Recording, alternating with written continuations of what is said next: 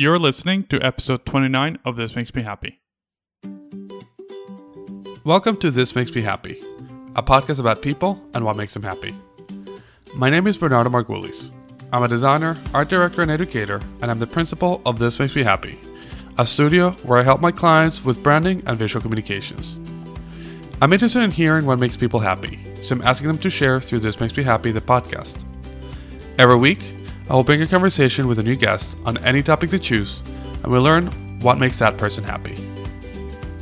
Hello, I am very happy to have Bearj Jehanian with me today. Bearj is a maximum performance speaker and trainer and an all-around good guy. Bearj, welcome to This Makes Me Happy. How are you doing?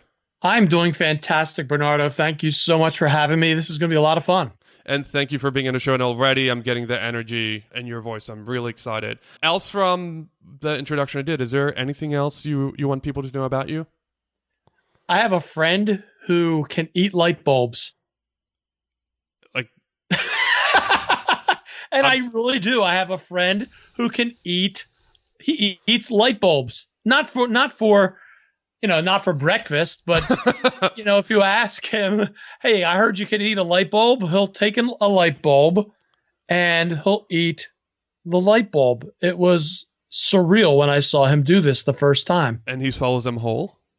Well, he doesn't take the entire light bulb and bite off it like it's a pear. Uh-huh. He takes the bulb and he crushes it inside of a bag, and then he takes the pieces of glass and he puts them in his mouth, and he chews them down until they're like sand and swallows them. How do you even learn that you can do that?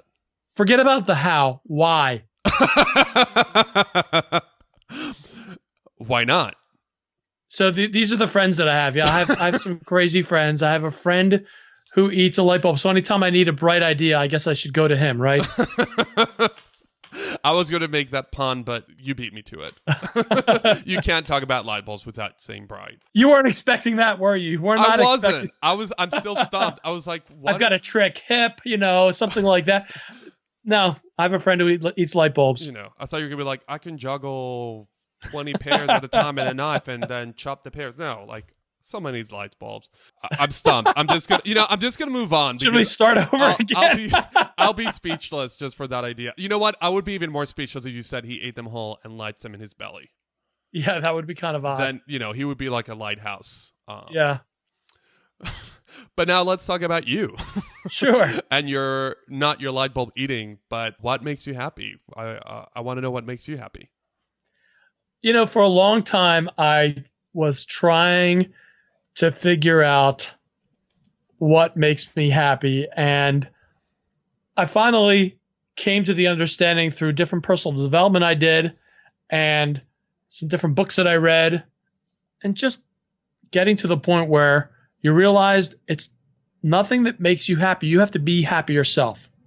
It's something you decide every single day of your life. When you wake up, it is your choice to be happy or not be happy. There is nothing in the world that can make you happy, I believe, other than yourself. And unless we make that decision each day, we can, we've both met people who are miserable all the time. No matter what happens, they've got something negative to say about it, some bad things associated with it. I always believe that if I walked around handing people $100 bills, granted, a lot of people would be really happy, but there'd be somebody who would be angry that I gave them a $100 bill and wondering, what's my ulterior motive? There's got to be something negative going on here. Why are you giving me that $100? I don't want it. Don't give it to me. And that's a decision they've made in life. That's a mindset that they have in life. And there are positive people, there are negative people. There are happy people and there are unhappy people. And it's all about that decision when you wake up every single morning to decide to be happy or not be happy. And it's an actual scientifically proven fact that our happiness is not a product of who we are when we were born, like most people believe, or some people believe. And it's not a byproduct of, gosh, I finally got this fantastic job, or I finally got to go on this great vacation, or I finally met the love of my life, or my kids are doing so well in school. That's not what makes you happy. You make you happy. And the rest of the things in life that you want will come towards you quicker and faster and stronger and better, and you're more likely to achieve the successes in life that you wish to achieve and that you desire to achieve so strongly inside your heart if you approach everything first with happiness and joy. You mentioned that you were thinking about what makes you happy and reading and looking. Can you walk us through a little bit about the before and the after and even the during? Why were you looking for it? How do you look for it? And what changed in that process? Most people, what they do is they have the mindset, and I did too, and I think we're all almost born with it, or maybe we're taught with it through our culture, that when we have certain things in life or when we achieve certain things in our lives, we will then become happy. So we strive towards those things to feel that happiness and that joy. Let's face it, different things happen and we feel happier when certain things occur. For example, when you graduate college, you have this joy in your heart that day. Wow, what a great accomplishment. You have that feeling of exuberance. Christmas morning, when people open up gifts and you've given a gift, or maybe you've received a wonderful gift. People feel that joy then. So they associate that joy with events or with things. And the reality is that joy actually comes first, because you can find joy in a lot of different things, and you can find joy even in bad things. I read a newspaper article yesterday about this. I'm a big baseball fan, and there's a minor league player in the Phillies farm system who, I believe it was this past Friday, as of this recording, he had an injury. He was doing some exercising, some workout that had involved bands. And I've done the same thing. In fact, a similar thing happened to me. However, I was much more fortunate than him. He was exercising with the band, and a piece of the metal that was holding this band to the wall broke off, hit him in the eye, and he lost his eye. They had to remove his eye, and he's got to get a prosthetic eye put in. Now, he's a baseball player. So as a baseball player, you need your depth perception. There have only been 2 baseball players who've ever played in professional sports with just one eye. One of them never made it past AAA, and the other had a few stints in the major leagues. But this guy, who is, I think, 21 years old or 20 years old, he's a young guy. His mindset was, hey, I was really lucky. Right? He wants to be a major league baseball player, a pitcher. He got hit in the eye. He lost his eye. And his response was, I'm really lucky. That could have given me damage to both of my eyes. I could have been blind in both of my eyes. I could have gotten brain damage. I have great doctors. I have a great family. I have great people around me. I'm very grateful, and I'm really lucky, and I'm very fortunate. That was his reaction to it. And that's not, here's an incident that happened, something that happened to him, that if it happened to most people, they would think they were very unlucky. But he looked at the joyful part of it. So that was a decision he made to look at the positive parts of life. And that's what I'm talking about. When you're happy first, good things occur in your life. And, well, you could say, well, he was happy, he got hit in the eye. Well, that's one thing in life. Who knows what the next thing that is going to happen for him and around him because of that, perhaps, is going to be. I personally believe that he has great things in store for him. And it's because of his mindset. It's because he comes and meets life with joy every day. How do you define happiness? Because it's a very broad spectrum. If you read different authors, they each define it differently. What does happiness mean to you? What does it mean to you to be a happy person? I think that's a difficult question to ask on a broad spectrum, because it's something different for everybody. I don't think, like I said, I don't think it's things, and I don't think it's events. I think it's something that you generate from within you. I think it's an attitude. It's a perception towards other things. It's a mindset you have towards everything, towards your life, towards the people around you, towards the events that occur, and how you look at it. It's the perspective you take on everything. I did a Periscope broadcast once, hanging upside down, and I have an inversion bar in my home. So I have these boots that I put on, and I can hang upside down. It's good for your back. And I also thought it was really good to get a different perspective. So I did a Periscope broadcast upside down, and suddenly everything looked different. The room that I was in looked different. When I looked at my face, everything looked different because gravity affects your face differently when you're upside down than when you're right side up. My voice was different. Everything was different because I had a different perspective. So I want to challenge the people who are listening to this podcast right now to take a different perspective in life and meet each day with joy and happiness rather than with, well, let me see what happens first, and that will determine whether I'm joyful or happy. So I guess I define happiness and joy as a decision. That's probably the best way to put it. It's a decision we make every single day. And are they happiness and joy? Are they interchangeable? I think so. And how about being cheerful? Are those manifestations or are those different sides of the same thing? Do you think a happy person has to be a cheerful person? I think a happy person is naturally cheerful. I think that's a byproduct of it. And do you think this attitude is something we can learn or we were born with it? Absolutely, we can learn. It's scientifically proven. It's a decision in our lives that we make every single day. Every single moment you can make that decision. In fact, if you smile, it's been proven if you smile, you can't help but become happy in that moment. You can't smile and not be happy. Those two things are connected. The smile on your face, the muscular energy and effort that it takes in your face to smile is connected to your brain and will create happiness in your mind. It's a whole, I'm sure you're familiar with Amy Cuddy, fake it till you make it, where you do power poses and smile and you internalize it. That's right. In a way. So what do you think people need to do to realize that? Is there a universal way of switching your mindset? One of my favorite things to talk about is affirmations. And affirmations are a huge key to changing the direction of your life. Gandhi said, be the change you want to see in the world. And if you want to be the change you want to see in the world, you've got to make changes in your life. In fact, you mentioned a book. I'm going to mention a book as well. It's written by a gentleman named Sean Aker, and he wrote a book called The Happiness Advantage.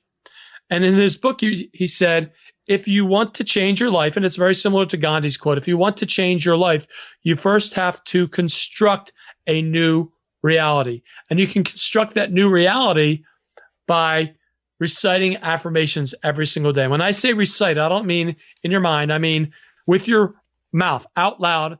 And it helps even more so if you're standing up and gesturing as you do so.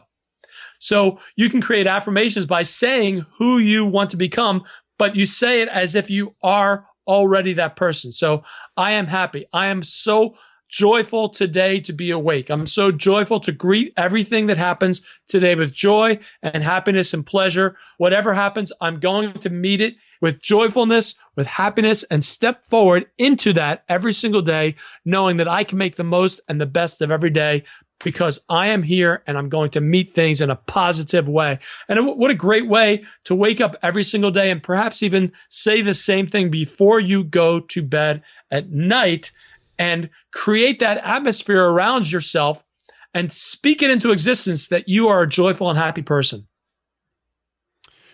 Do you think that we should or can be happy 24/7? Well, let's face it. Things happen in life, right?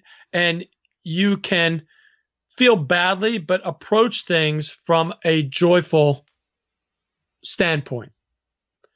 You know, I mentioned this ball player who got hit in the eye and lost his eye. Well, I'm sure in the moment he wasn't so happy about it, but that doesn't mean that's not part of the way he decides things and the decisions he makes and the approach he takes toward it. So, yeah, I mean, you're not going to be perfectly 100% happy all the time, but I think it's a mindset. It's not always a feeling, but it's a mindset too. And do you have to constantly remind yourself of that? Oh yeah, I'm by nature, I'm that person who's going to be the doomsdayer and the person who says, "Oh, this is what always happens to me. This is how it goes. I expected that." I'm that person. You know, it's something that it's a constant battle for me. It's a struggle, but it's a struggle I'm winning, And it's a struggle anyone can win. I met this woman, gosh, must be 25 years ago. I was teaching and I would have lunch with my friend. He was one of my best friends when I was teaching, and he was a biology teacher. So we would have lunch up in the biology department. There's a big table there. And I was joined by him and the secretary, his secretary, who was a wonderful, joyful, happy person, and her best friend, who was a miserable, whining, complaining person. And I could not understand the two of them together. And I asked Carolyn once, I said, Carolyn, I don't understand how the two of you are friends. It makes no sense to me. She said, well, I see myself as someone who can help her. And it makes me feel good to maybe give her a different perspective on life. I said, but I also don't understand why she's so miserable all the time. And she said, Bearj, some people, when life deals them a lemon, they don't know how to make lemonade. It was the first time I heard that. A lot of people have probably heard that before. It's a simple quote, but I think it says it all. Let's just make some lemonade. So I'm learning how to make lemonade all the time. And when you can learn to have that mindset, here are the things that change in your life. When you deal from a standpoint of happiness and joy, things get easier. Think about this. When you're miserable and you're upset and you're angry about something, can you focus on accomplishing anything? It feels like you don't want to get any work done. You don't want to deal with anybody. Anyone you do deal with is from a standpoint of anger or annoyance or impatience, because that's how you feel. Granted, that's the one far end of the spectrum. But let's take the other end of the spectrum. When you feel joyful and happiness and complete joyful and happiness, like that moment your child is born, or that moment on Christmas Day when you're given the gift that you wanted to have, or that moment when a man and a woman get engaged, that moment of joy, that feeling that you have then, you feel like you can conquer the world and nothing feels bad. Everything feels fantastic and life seems easy and simple. Well, what if you were to insert that type of feeling into your life every day and every moment? Instead of having the impatient part of you and the angry part of the disgruntled part of you, have that replaced with being happy and joyful. How much easier would life be? How much more energy would you have to meet each moment of the day? How much more authentic would you be with yourself, because you can meet challenges and you can take care of business and you can deal with other people in a much better way, and your relationships are much better. Your business relationships, your personal relationships, your thoughts and ideas about finance are better because you see life through rose-colored glasses, right? And when you do that, when you have that kind of mindset, life gets so much easier because you see the positive instead of the negative. You mentioned, earlier, I think it was you mentioned, well, sometimes there are people who they feel like maybe life's cheating them a little bit. Well, what if you didn't feel that way? What if you looked at the flip side of that? Look at the flip side of that coin and look at the positive things that are going on instead of the negative things. How much more could you accomplish? How much more would come to you because you're happy and joyful? How many more people would be attracted to you because of that positive nature? No one likes to be around a miserable person, and a miserable person doesn't like to be around anyone else. But when you're joyful and happy, people are attracted to you, and you are attracted and want to spread that with other people and almost want to show and shine your joy and happiness to other people. So why are there so many people out there, and dare I say, the default mode out there is to think negatively? That's a really tough question to answer because there are, I think, so many reasons. A lot of things happen to people. We have difficult things happen in our lives. It's just what happens, right? We all have those challenges that we meet each and every day. And some people, after they've met certain number of challenges, they kind of give up on life. And some people maybe have that mindset from birth. Maybe it's the environment or the culture they grew up in. Who knows? For everyone, it's very different. But I do know that it can be changed. No matter who you are, that mindset can be changed. So one of the things I enjoy about having these conversations for this podcast is how happiness can be very individual. I actually had a similar conversation a few episodes ago, Minoue Yoshida, who said the same as you said. It's once you change your mindset, things just get easier and better and happier, but the two of you have a very personalized view on the same idea, which is what I enjoy about these conversations. So I want to get a little more into your head and get a little more of that individualized thought about happiness. How does this happen in your head? You mentioned before you struggle all the time. Does that feel like work? Is it energy draining to have to put yourself in a positive mindset? Or how does that go in your head? It drains my energy to have the mindset of a doomsdayer. That's draining, because when that happens, you become inactive. You stop doing anything, because why would you make any effort to do anything if you believe that the result will be a bad one or pointless or put you in a worse place than you are right now? There would be no reason to move forward. Zero reason. About 3 years ago, I had a teaching job. I taught for 28 years. I was a high school band director for 13 years. For the next 15 years after that, I was an elementary school band director. So teaching was my life. I was a music teacher my entire life. That's who I was. That was my persona. I had a desire to do something else. I had a desire to be a speaker. I'd been taking steps, but I didn't have the courage yet to take the ultimate step. And the longer I didn't do what I really wanted to do, the longer I didn't pursue the passion and the thing that I believe is my purpose in life, the more miserable I became. Until one day I was sitting on the second day back to school, emotionally ensconced in black, mourning the loss of my freedom from and the summertime. And I was in a room with another 300 some odd teachers. And there was a woman in the front of the room who was speaking to all of us about this initiative in Pennsylvania. And I think it actually is throughout the country, called the Common Core.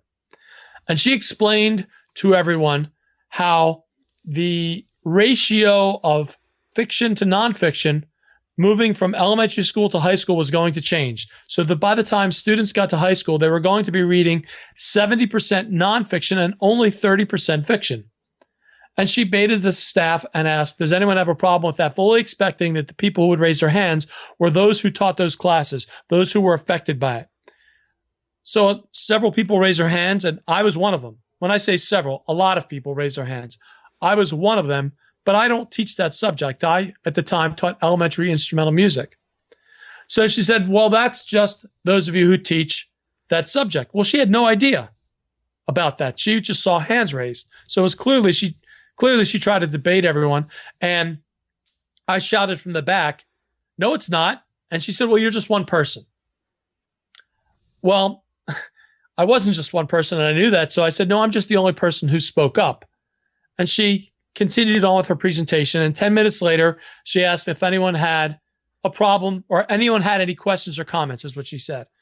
So I stood up and I said, I have a comment. I have a big problem with this. I have a big, gigantic, huge problem with this, because in a time when we're asking our students to be more creative, you know, we want the Apples, the Googles, the Microsofts. They want the next creative person. They want the next creative new thing, that big thing that's going to change the world. We're asking our students to be less creative, to be more by the book and become worker bees. I have a big, huge, gigantic problem with that.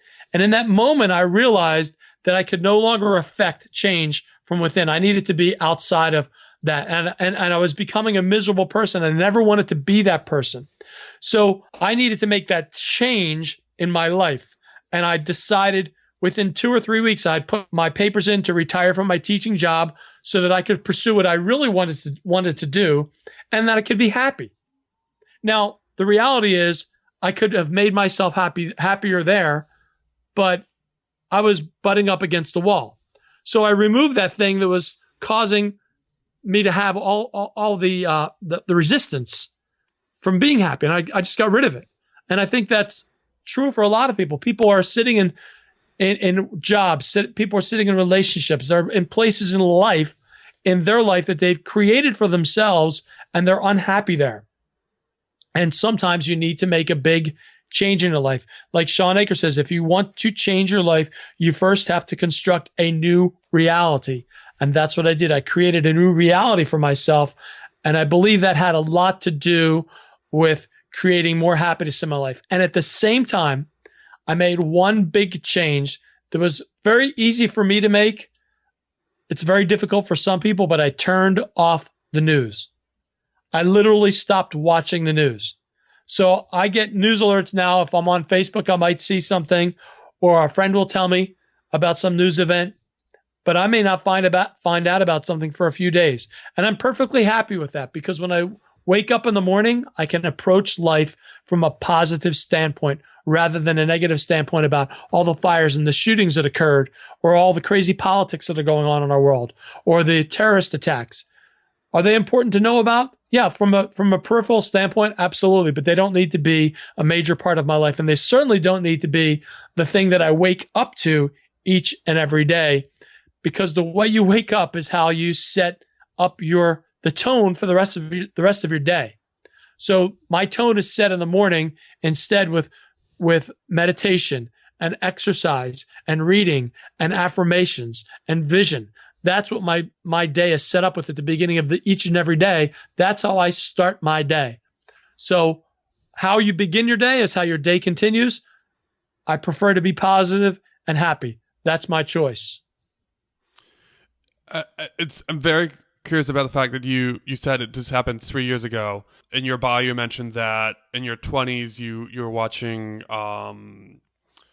Les Brown. Les Brown, thank you. And that inspired you to be a motivational speaker, but it wasn't until 3 years ago that you finally made positive changes to make that happen. What took so long, and why did it have to get so bad with this presentation for you to be able to do that?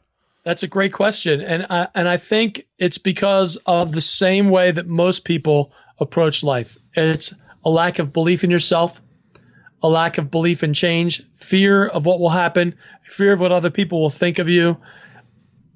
There are a lot of things that keep people in that place we call the comfort zone. And I discovered how to get out of that comfort zone. I discovered how to escape it and go instead towards my success zone. A friend of mine, it was about 5 or 6 years ago, his office was next to mine. And this is a big lesson. It's very important to understand some different things about belief, because belief is the foundation for our success. If you don't have a strong belief in yourself, and I'm not talking about a religious belief, I'm talking about a belief that you can accomplish the goals and dreams you have in your life, that you can have that better relationship with your spouse, that you can help your children to be as much as they can be, that you can support your family in the way you want to support your family, that you can have your dream home, and that you can have that freedom in life that you desire to have. If you don't believe you can have it with all of your heart, you're not going to pursue it. It's a simple fact. Or what most people do is they pursue something without the belief, and then when they're unsuccessful, they say, well, that's just who I am. But the reality is, if you build that belief first, like the root system of a tree, the bigger the tree is, the bigger the root system. Those roots dig down deep to support the weight of the tree, and they also dig down deep to provide nutrients to feed the tree for the tree to grow. But that's the least sexy part of the tree. No one goes to see the root system of a tree. That's why it's below ground. No one really cares about seeing that part. But that's the most important part, because without that, the tree does not exist. If you try to grow the leaves first, or try to grow a tree with a lousy support system below it, without that root system, the tree falls over, withers, and dies. Well, we would look at that logically and say, well, it's clear the reason is that the root system never grew. Well, why don't we approach our lives that same way? Instead, we approach them backwards. I don't have time for the belief. I don't want to do that. That's boring. It's not fun. Just show me what to do. I'll go do it. And the reality is, as soon as you hit some resistance, as soon as you hit some things that become difficult, we quit. We quit because people say, well, I'll try it. And the reason they say they'll try it is because they know that they're probably not going to be successful, because something inside them is saying, I don't have the belief yet. It's just not there. They may not consciously be able to pinpoint exactly what it is, but that's why we use that word try. I think it's one of the dirtiest words in our language, because people say try, and when they try something and quit, all of their so-called great friends come around and pat them on the back, and they say, that's okay. You tried. And that's all that matters. As long as you tried, that's okay. And I would say you need new friends. Go get some new friends. They are toxic friends, because anyone who tells you it's okay to just try something and to not give your all and complete something. How many, those of you who have kids, is it okay if your kid does the first 2 questions on their homework and never completes it? Is it okay if you get in your car and drive 2 blocks to get to work and then say, forget it, and turn back? Is that okay? Is it okay if partway through a wedding ceremony, you say, forget it, I'm going to walk out the door? Is it okay that you're in an airplane and a pilot takes off and partway through he says, see you later, I decided I don't want to be a pilot any longer, this is too tough, grabs a parachute and jumps out of the plane? Is that okay with you? If it's not, then why is it okay to try something, anything, and not continue all the way through to the end, to fruition, and finish it? Instead of try, what I would say is decide. Decide is different. People confuse those 2 words. Decide, the last 4 letters are C-I-D-E. Also part of a word, pesticide, and another word, homicide. They both mean to end something. So when you decide, that means you're ending who you were, how life was before, and you're creating a new life, a different perspective. And I encourage people to get that word try out of their vocabulary, because when you do that, that's what's holding you back. That simple word. Our language means everything. The things we tell ourselves mean everything. They have everything to do with who we are. Let's face it, who you are today, you are a product of what you have told yourself your entire life, or what you have believed about yourself from what someone else has said about you. Your grades in school, your teachers, your neighbors, your friends, your cohorts, your family. Sometimes our family tells us the worst things, right? And even worse than that, the thousands and thousands and thousands of thoughts that go in and out of our minds all day long that are negative thoughts that tell us the wrong things about who we are. So if you created who you are today, that means you can create a different person that you want to be tomorrow. Be the change you want to see in the world.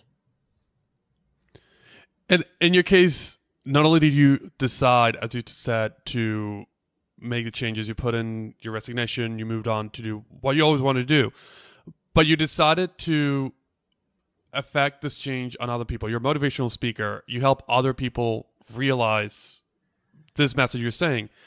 How does that feel for you, knowing that it's not just changing your own life, but having the potential to positively affect so many different lives? Well, that's the whole purpose for being a speaker. That's the whole reason I wanted to do that. Growing up, my mom had this knack for being there for people all the time. She was that person that people went to when they had a problem. And she was an ear, and she was a voice of reason. My mom passed away about 9 years ago. And when she passed away, we got cards in the mail. We had letters written to us.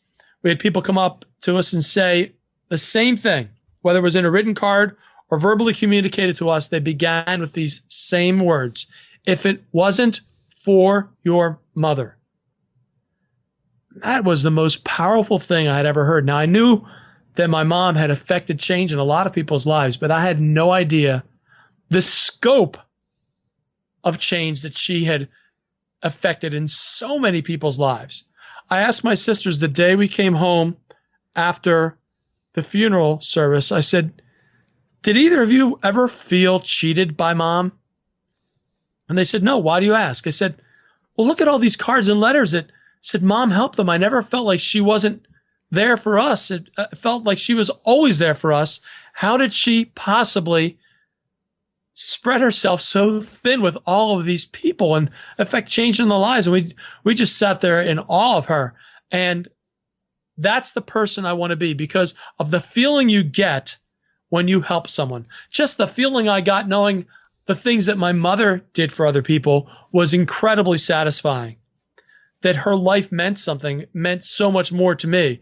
So I get an amazing, incredible feeling when I'm able to help other people, and I'm able to see that light bulb go off. And help them to affect some change in their lives, to have a more positive life instead of a negative life, to be able to achieve the things that they want to achieve. Even if it's something simple, it doesn't make any difference. You grab onto that and then you take that next step towards positivity. Is there a sign or a marker or an end goal that will let you know that you've accomplished that goal? There's a quote by Zig Ziglar that resonates with me. I hear it in my mind almost every single day. He said, "The more people you help get what they want, the more you will get what you want." So I think that's the indicator. When my life becomes that thing that I really want, I see for myself that I want to have, that freedom that I want to have, and the joy that I want to have from helping so many other people, I'll know it. I'll feel it. Right now, there's not something that you know you want. You'll have to get there. Freedom. Freedom is freedom to do what I want when I want, to see people I want, and I get to experience some of that now because I'm an entrepreneur. I'm a solopreneur. So I get to do a lot of that now. My dad passed away a year ago, and for the last 3 weeks of his life, I could be there with him because I get to decide what goes on in my day. I do have a taste of that freedom already. So to me, that's what it's all about. It's about that feeling of freedom and being able to do. And it sounds selfish to say what you want when you want, but what it means is, what I mean by that is that someone else isn't deciding for me. I get to make those decisions. I don't have to ask for vacation time. I can decide to take vacation time. I don't have to ask, can I have the day just for myself? It's what I want it to be. I don't have to do things at a job that are making someone else wealthy. I can do things that will make me wealthy and help other people do the same thing at the same time. All right, Bearj, now I want to move on to the rapid fire section. I just want to ask you very quick things about what makes you happy, and I just want your gut reaction. Are you ready? I'm ready. Who makes you happy? My nieces and nephew. What is the first happy moment you can remember? Wow. The first happy moment I can remember. Wow, that's hard. We can skip or come back. I guess just being a kid and having that freedom of a kid without having any encumbrances in life and you know, and all the weight of the different responsibilities we have in life. I guess that's the first time I remember being happy as a child. So even though this is a rapid fire section, I want to connect because the last thing you said before was that now you're happy because you have the freedom.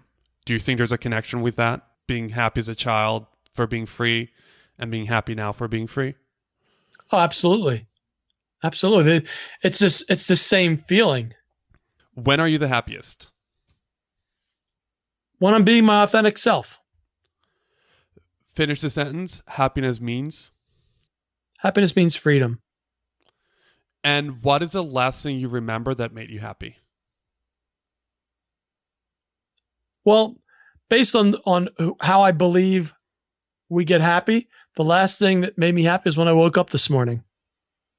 Wonderful. Bearj, I'm so happy you shared your perspectives on happiness and how deciding to be happy makes you happy. I want to encourage everyone to go onto your website because there's a lot of wonderful information. Is there anything else, anywhere specific where you want the audience to find you? Anything you want to let them know about you and your business? Absolutely. My website is breakdownthewall.com, and that's BREAK, not the kind that you step on in your car, but BREAK, breakdownthewall.com. And if you go to breakdownthewall.com/goals, you can download a worksheet there that will help you to design your life for the next year. So I believe when we design our own lives, happiness is a lot easier to attain. And that's why I have that goals worksheet there. So what you can do is it has instructions on the first page. The second page is how you carve out your goals for the entire year. And it brings it all the way down to what you need to do on a daily basis so you can accomplish your yearly goals. So I encourage people, listen, the biggest thing most people do is they don't write down their goals. And when you write down your goals, they become more real to you. And it's a lot easier to follow directions or a map, right? When you're looking at it. So if you create that roadmap for yourself, And it may just be, I want to be happier. My goal is in 1 year, I'm happier than I am today. Great. That's a great goal to have.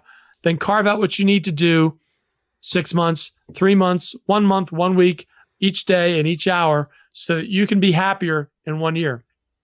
So it's not just writing it down, but specifically deciding what action to take. Absolutely. Absolutely. And that's how you design it. But you write it down and it's all in the worksheet. You write things down and you'll be able to follow your step-by-step program that you create for yourself on a daily basis.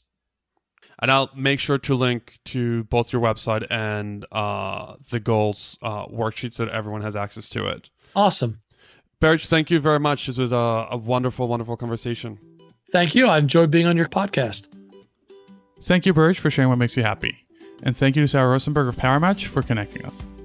A special thanks to Jason Zapolo for editing this episode, to Orlo Margulis for help with social media, and Rocio Castañeda for ongoing support. You can get notes for this episode at thehappypodcast.com/episode 29, and you can get more information about the project at thehappypodcast.com. We're on social media on Facebook, Instagram, and Twitter at The Happy Podcast, and you can get episodes through YouTube on youtube.com/thehappypodcast. If you like this episode, please go to iTunes.com and register so you can get updated episodes every week on your device. And if you like it a lot, please go to iTunes and leave a review. That's the best way for other people to find us. I hope you enjoyed today's episode. I thank you for listening, and I hope you come back next week for more.